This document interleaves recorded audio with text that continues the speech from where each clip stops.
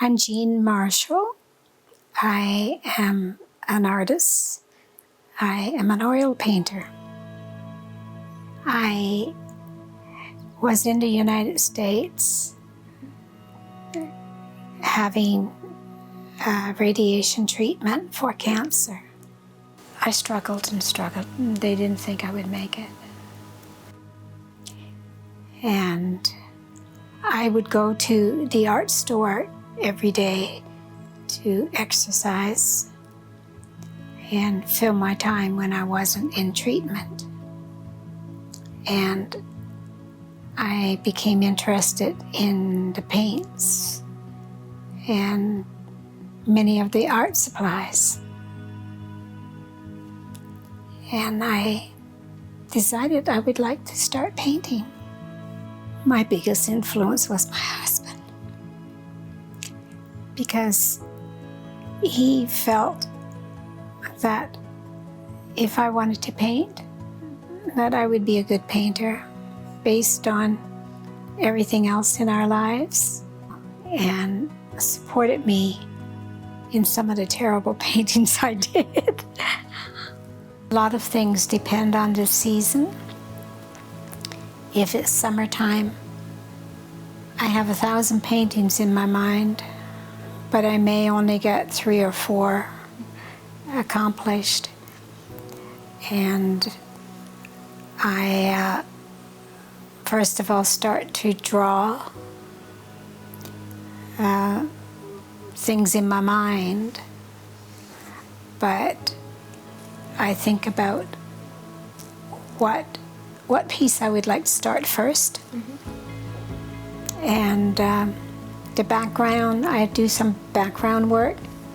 Once I started to paint, I wanted people to feel some of the emotion of walking on the beach in a nice sort of moody day. I wanted a mood from that piece of wood, not sadness, but just to feel quiet and relaxed.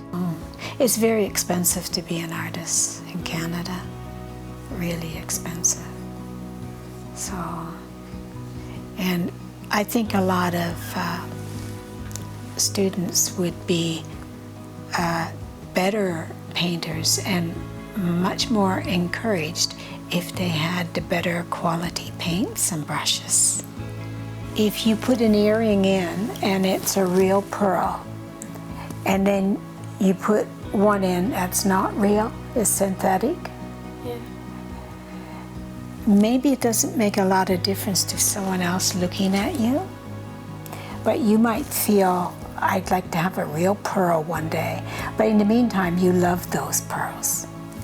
For me, I can have a beautiful brush, or I can have a cheaper brush. I say, okay, I'm going outdoors. I might lose that good brush, so I won't take that one. I have a brush I have from Russia, and that was like $100 for a little brush. But it makes a big difference in how that paint spreads. This is kind of a funny story.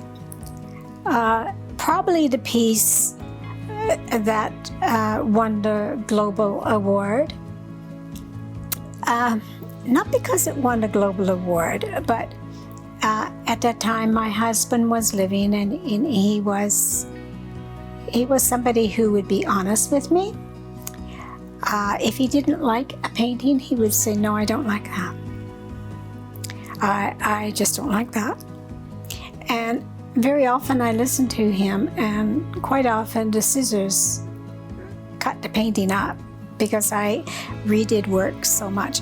But anyway, with this painting, he didn't like it, and yet I felt very satisfied with it. And so I entered it into the competition in international entry, and I won the publishing award for it with 100 other artists. It kind of made me think a little differently about art, about doing what somebody else expects. And I decided from there on that I was going to paint what I wanted to, in size, color, anything. I would never get wrapped up into something like that again. That took weeks. And as an artist, struggling, and I had to rent a vehicle to transport it, and I decided to just be me. First of all, if you have a dream, follow your dream. It's your right to do what you think you're capable of doing.